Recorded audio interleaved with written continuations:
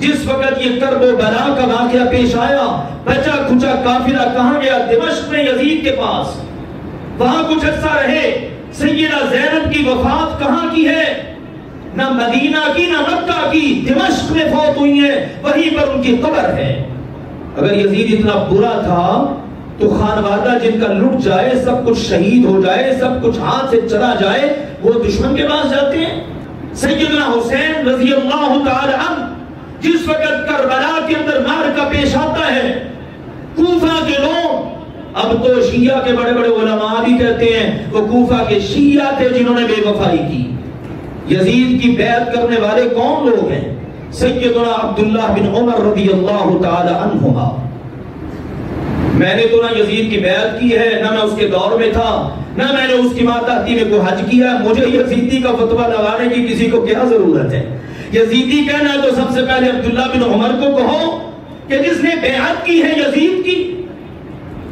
یزیدی کہنا ہے تو ابو ایوب انصاری کو کہو کہ جنہوں نے وصیت کی تھی اگر میں فوت ہو جاؤں میرا جنازہ یزید بن معاویہ پڑھائے۔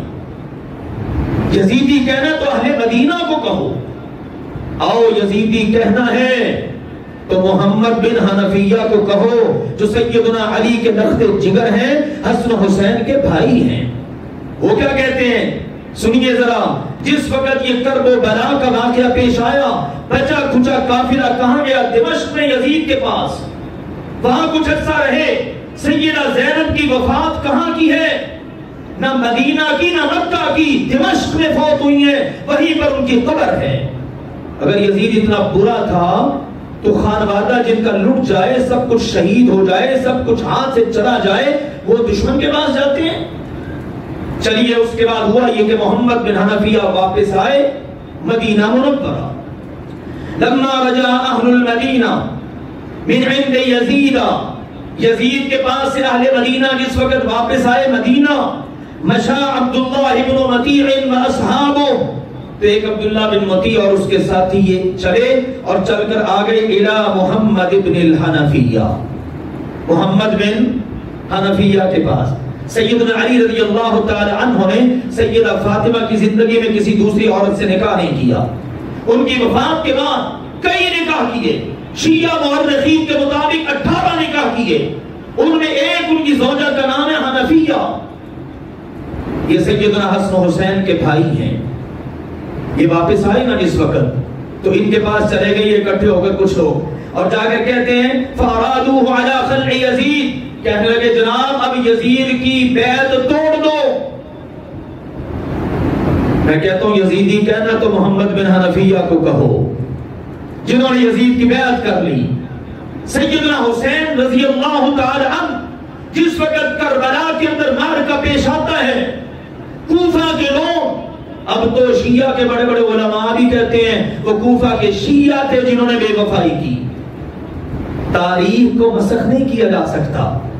انہوں نے ظالموں نے بے وفائی کی تو اس وقت بھی کہا میں جاتا ہوں اپنے چچا کے بیٹے یزید کے پاس، اضع یدی فی یدہا، میں اپنا ہاتھ اس کے ہاتھ میں دے کر بیعت کرتا ہوں۔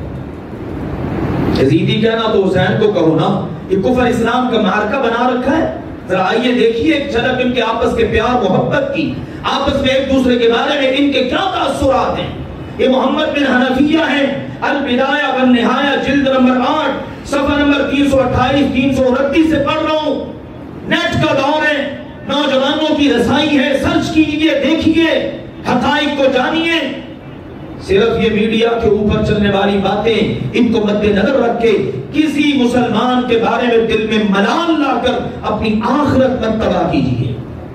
قیامت کو آپ یہ نہیں کہیں کہ اللہ نے فلاں جگہ سنا تھا، فلاں سنا تھا۔ آپ کو اپنے سنے کا، اپنے دیکھے کا، اپنے دل کی باتوں کا، اپنے عقیدے کا خود جواب دینا ہوگا۔ اس لیے پوری ذمہ داری سے عرض کرتا ہوں، سنیے ذرا، محمد بن حنفیہ کو جا کر کہنے لگے بیعت توڑ دو، بغاوت کر دو۔ اس کا مطلب آج کے دور کا سلسلہ نہیں ہے، بڑا پرانا چلا آ رہا ہے۔ آج بھی تکفیر ہوتی ہے، آج بھی ہماری پاک فوج پر حملے ہوتے ہیں، جوانوں کو شہید کیا جاتا ہے۔ توڑ دو ان کی بیعت، یہ حکومت ہی نہیں ہے، اس کے خلاف بغاوت کرو۔ میرے عزیزو یہ مسلمان کا کام نہیں ہے۔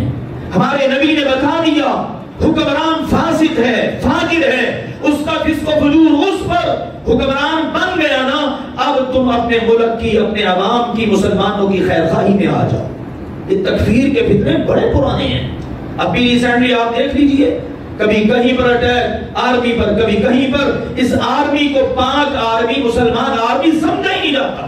یہ کفر کی چال ہے کہ مسلمان آرمی کو غیر مسلم پہلے قرار دے کر پھر ان پر پھٹو، ان پر اٹیک کرو، اور مرنے والا بھی کلمہ پڑھ رہا ہوتا ہے، مارنے والا بھی اللہ اکبر بول رہا ہوتا ہے۔